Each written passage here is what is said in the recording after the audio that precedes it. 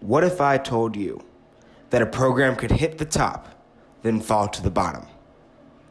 That we didn't know what we knew. That one man could be both a hero and a villain to rival schools. This is a piece of the puzzle to one of the most influential upheavals in college sports. This is the intersection of childhood, freedom, and professionalism. This is Louisville. This is Pitino.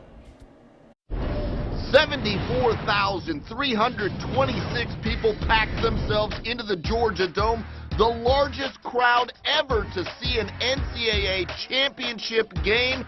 It's Michigan against the number 1 overall seed, Louisville. We start in Louisville. Yeah, the team of Kevin Ware, the team of Rick Pitino, the Louisville Cardinals win the national championship. Do you believe that this career is over? I think it will be very difficult in the short run for him to be hired in college. But again, I mean, as this investigation goes forward, we have seen people that we thought their careers were over get hired again and do extraordinarily well. So I do not think Rick Pitino's career is over. Before the Rick Pitino era at Louisville, Danny Crum was at the helm of the Cardinals basketball program.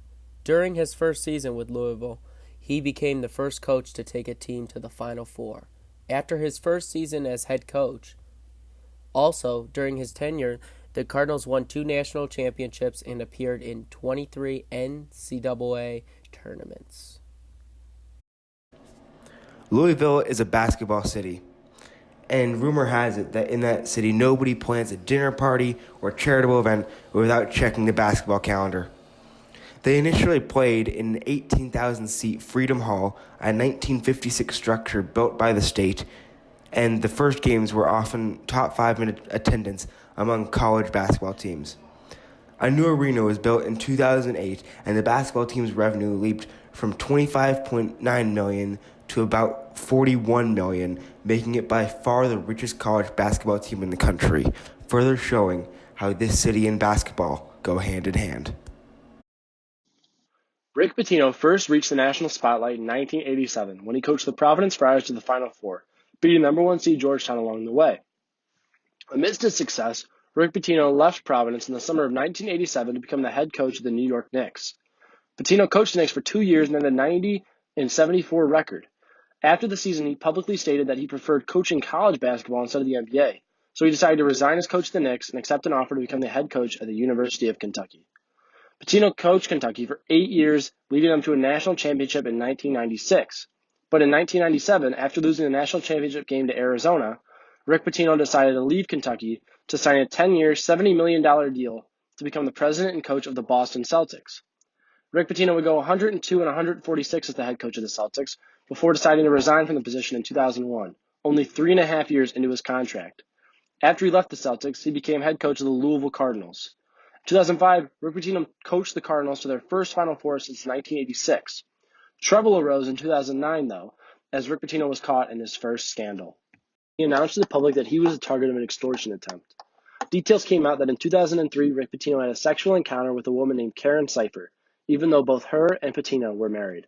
Cipher told Pitino that unless he paid her millions of dollars in cash, gave her a home, and bought her expensive vehicles, she would tell the world about their affair. Cipher went to trial for extortion, where Pitino testified against her and said that she was lying about multiple details of the affair, like the fact that she said he raped her on 2 separate occasions.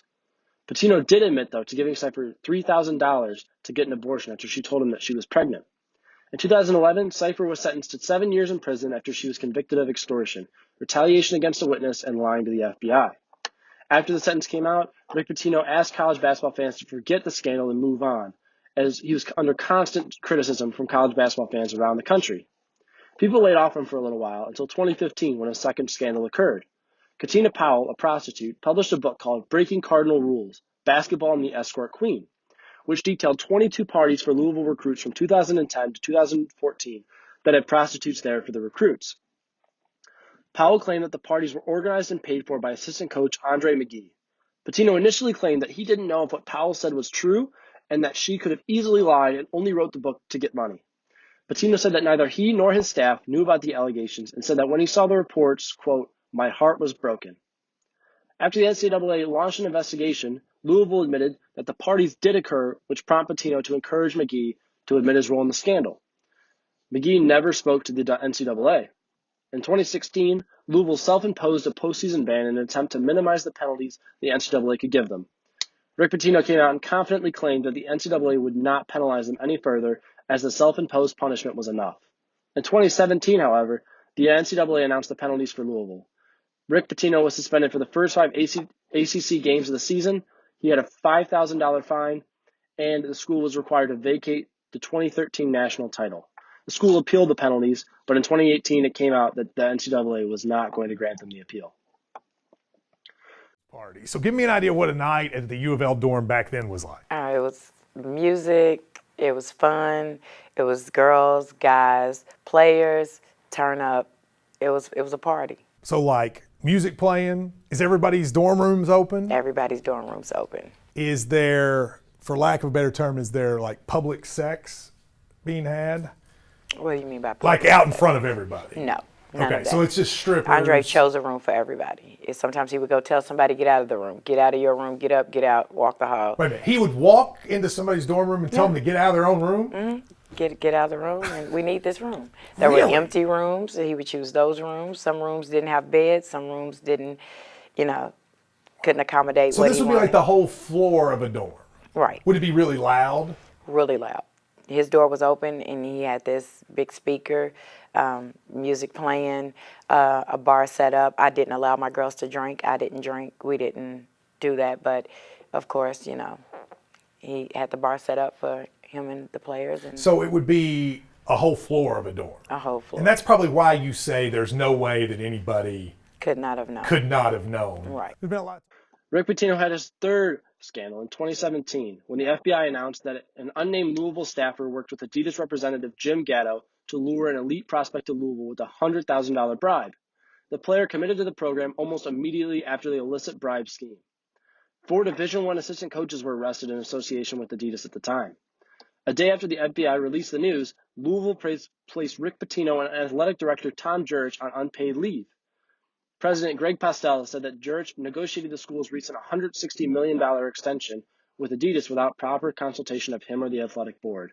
The Adidas deal went under even more scrutiny when it was revealed that Rick Pitino received 98% of the cash Louisville was to receive, roughly $1.5 million a year for 5 years. Rick Pitino was eventually fired on October 16, 2017 by Louisville, saying that he violated his contract, which gave them just cause to fire him. The federal government is alleging that a Louisville assistant requested a payment from an Adidas representative to provide to a Louisville recruit. It was alleged to be $100,000. Did you know anything about that? No. One of the toughest things you have to do, and I hope you never do it, is take a lie detector test. You have a blood pressure machine, you're wired up, and I was asked 2 questions. I said, and I want you to ask me if any other recruits in my tenure were ever given anything. And he said, that's not what we're here for. We're here for, did you have any knowledge of the Bowen family getting any money? Did you have any knowledge of an Adidas transaction? And I answered absolutely not on both questions and passed the lie detector test. So I had no knowledge of any of this. The FBI's investigation into the corruption of college basketball revealed players from more than 20 of the nation's top programs were implicated in possibly breaking NCAA rules. Big names such as Kentucky, Duke, and North Carolina were found for potential impermissible benefits and preferential treatment of players and families. Xavier and Clemson, as well as Kansas, were found meeting with and on expense reports of former ASM sports employee Christian Dawkins, who seeked reimbursement for thousands of dollars paid to high school and college players and families. Other schools included Alabama, South Carolina, USC, Notre Dame, Vanderbilt, and Wichita State, who had active or former players implicated in the FBI investigation. In the midst of the FBI investigation, assistant coaches Book Richardson of Arizona, Lamont Evans of Oklahoma State, Tony Bland of USC, and Chuck Person of Auburn have all been fired, all of whom have been charged as agents of federally funded organizations. Although these schools have just about nothing to do with the federal government, the Justice Department is using broader anti-corruption laws to target these assistant coaches. After the investigation revealed the truth behind the scandals that took place at Louisville and enforced the ruling that the Cardinals must vacate all the wins from the 2011-2012 season through the 2012-2013 season, including the 2004 Final Four appearance, 123 victories in the 2013 national title. Rick Pitino was put on unpaid leave and was effectively fired, in the words of his attorney. Do you feel comfortable that you will be clear of any charge coming your way in the future? 1,000%. Because I know the truth. And like I tell my players, I'm not going to. The one thing you don't want to do is ever mislead the FBI or the U.S. attorney. You don't want to do that. You got bigger problems if you do that. You better tell the truth. I told you the truth, and my last comment will be: I've never given a player $5 in my lifetime. I never will. I don't believe in it. I believe in working your tail off to be a great basketball player that likes it.